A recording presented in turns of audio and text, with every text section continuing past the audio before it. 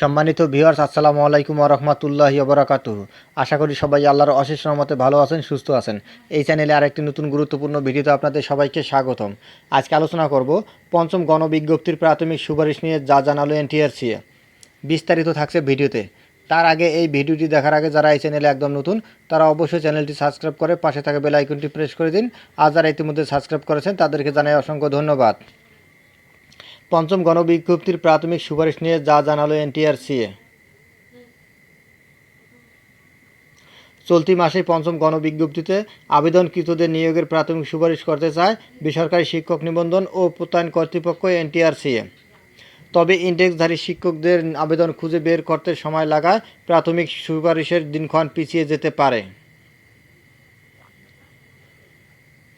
সোমবার 20 মে এনটিআরসিএর একাধিক কর্মকর্তা দ্য ডেইলি ক্যাম্পাসকে এ তথ্য জানিয়েছেন।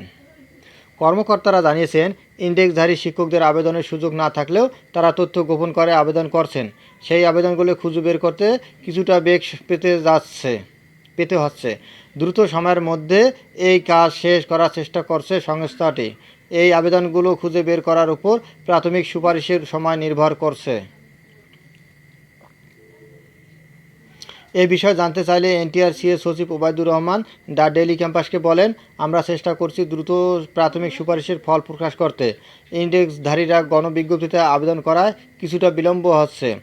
কবে সুপারিশ করা হবে সেটি এখনও বলা যাচ্ছে না, তবে কোরবানি ঈদের আগেই প্রাথমিক সুপারিশের ফল প্রকাশ করা হবে। এর আগে গত 31 মার্চ বেসরকারি শিক্ষা প্রতিষ্ঠানে 96,736টি পদে শিক্ষক নিয়োগের গণবিজ্ঞপ্তি প্রকাশ করেছে বেসরকারি শিক্ষক নিবন্ধন ও প্রত্যয়ন কর্তৃপক্ষ এনটিআরসিএ। এর মধ্যে স্কুল অ্যান্ড কলেজের পদসংখ্যা 43,286, মাদ্রাসা ও কারিগরি প্রতিষ্ঠান 53,450টি পদে শিক্ষক নিয়োগ দেওয়া হবে।